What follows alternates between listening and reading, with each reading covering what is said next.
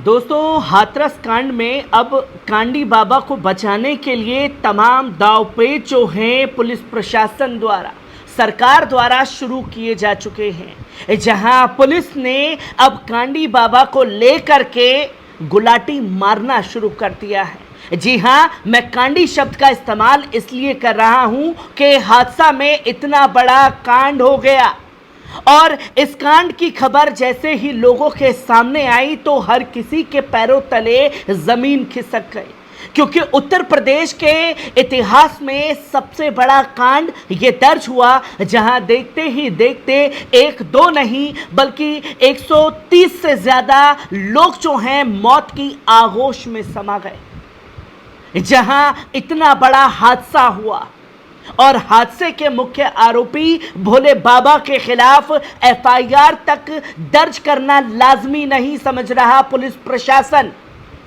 जहां हादसे के बाद जो है, इतने बड़े कांड के बाद जो है, तमाम सबूत मिटाने की कोशिश जो है वो खुद प्रशासन के मिलीभगत द्वारा की जाने लगी, जिसकी कई तस्वीर जो है सामने आ रही है, जहां कई सारे सवाल जो हैं खड़े हो रहे हैं। जहां आप सबसे पहले स्क्रीन पर यह देख सकते हैं कि एफआईआर जो है वो दर्ज की गई है। एफआईआर की कॉपी जो है वो सार्वजनिक कर दी गई है और इसमें यह बताया गया कि कौन कौन लोग मुख्य आरोपी हैं, कौन कौन सी धाराएं जो हैं वो लगाई गई हैं। इसमें मुख्य सेवादार देव प्रकाश मधुकर को मुख्य आरोपी बना करके सामने प्रशासन द्वारा ला दिया गया है। और जब प्रशासन द्वारा ये काम को अंजाम दिया गया है तो सवाल कई सारे खड़े हो रहे हैं, जो कि ये सवाल कर रहे हैं कि आखिरकार उन 130 लोगों की मौत का जिम्मेदार कौन है। जहां प्रशासन के द्वारा एफआईआर में कई बड़ी गुलाटी मारने की कोशिश की गई है, जहां साफ तौर पर आप स्क्रीन पर देख सकते हैं कि सवाल पूछा जा रहा है कि घटना की जांच शुरू होने के पहले ही पुलिस ने गुलाटी मारना क्यों शुरू कर दिया है। नारायण साकार उर्फ सूरजपाल पर कोई एफआईआर दर्ज क्यों नहीं हुई है। सिर्फ सेवादारों और आयोजकों पर पुलिस केस क्यों दर्ज हुआ है। नारायण साकार को अब चिंता की जरूरत नहीं है और छिपने की भी आवश्यकता नहीं है। एफआईआर में नारायण साकार नामजद हो चुका है और कल तक बेहद कड़ी कार्रवाई और किसी को भी बख्शा नहीं जाएगा कि तमाम जुमलेबाजी जो है सत्ता पक्ष में बैठे हुए लोगों द्वारा की जा रही थी और किसी को भी बख्शा नहीं जाएगा। आखिरकार जिसको बख्शना नहीं था उसी को बख्शते हुए, उसी के ऊपर मेहरबान होते हुए उत्तर प्रदेश प्रशासन नजर आया है। जहां कल रात से ही पैनी नजर बनी हुई है, जहां एबीपी न्यूज के एक रिपोर्टर पर नजर पड़ी, जहां वो मैनपुरी में बाबा के आश्रम के बाहर खड़े हो करके सेवादारों से बातचीत करते हैं और उससे पता करते हैं कि क्या बाबा अंदर है, और तब वो साफ तौर पर कहते हैं कि हाँ, बाबा अंदर ही है। कुछ देर बाद पुलिस अधिकारी जाते हैं, बड़े अधिकारी जाते हैं अंदर छानबीन करने के लिए, और जब छानबीन करके बाहर आते हैं पूछा जाता है पुलिस अधिकारियों से कि क्या बाबा अंदर है, तो वो कहते हैं कि हमने हर जगह छानबीन कर ली है, बाबा अंदर ही नहीं है। यहां से शुरू हुआ है असली खेल, जिसकी तस्वीर लोगों के सामने है और 130 लोगों की मौत जो है वो पुलिस प्रशासन के लिए कोई बड़ी बात नहीं है।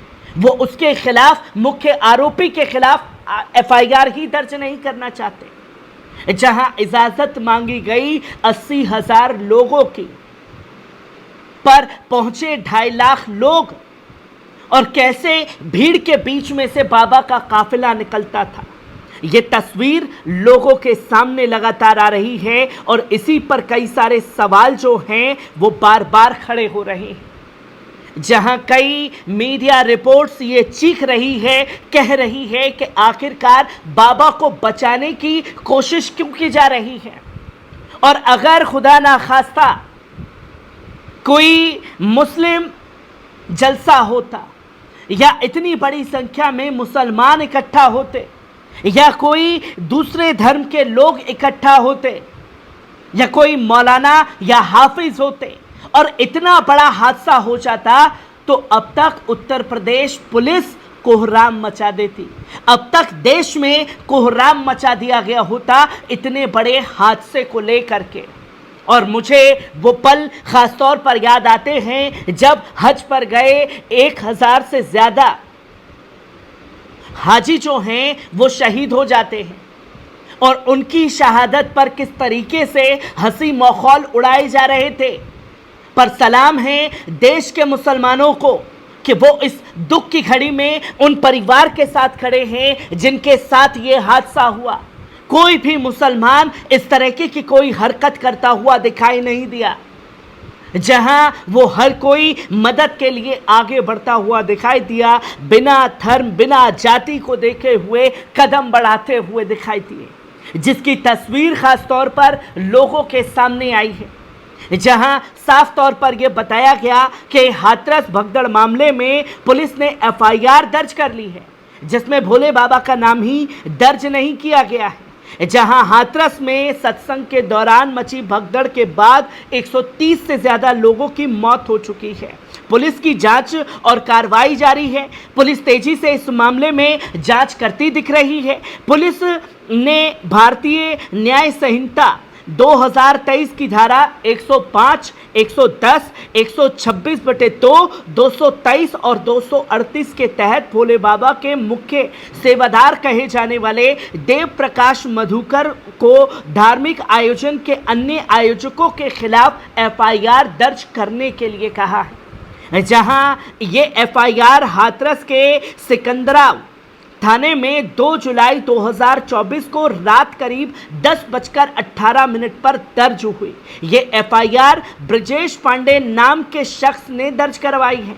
मुख्य सेवादार देव प्रकाश जिस पर एफआईआर दर्ज हुई है वो हाथरस के सिकंदराव के दमनपुरा में रहता है, जिसने ये पूरा आयोजन जो है वो कराया। वहीं प्रभारी मंत्री असीम अरुण मंगलवार देर रात सीएम के निर्देश पर हाथरस पहुंचे। यहां उन्होंने हाथरस के जिला अस्पतालों में घायलों से मुलाकात की, मीडिया से बातचीत की। मंत्री असीम अरुण ने कहा कि एक चीज मैं कह सकता हूं कि किसी भी दोषी को बख्शा नहीं जाएगा। मुख्यमंत्री योगी आदित्यनाथ का निर्देश है कि किसी भी दोषी को बख्शा नहीं जाएगा। इस मामले की पूरी कड़ाई से जांच की जाएगी और इसके लिए एडीजी आगरा जोन के नेतृत्व में टीम गठन कर दी गई है, जिसे 24 घंटे के अंदर जांच कर रिपोर्ट मुख्यमंत्री योगी आदित्यनाथ को देनी होगी।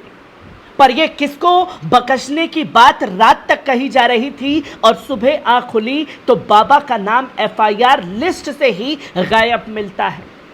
जहां पुलिस प्रशासन ने हाथरस कांड में गुलाटी मारना शुरू कर दिया है, जिसके बाद तमाम मीडिया में ये सवाल उठ रहे हैं कि मौत के सत्संग में जिसने मौत की ये मंडी लगाई, जिसकी वजह से इतना बड़ा हादसा हुआ, उसी को बेपर्दा साबित कर दिया गया।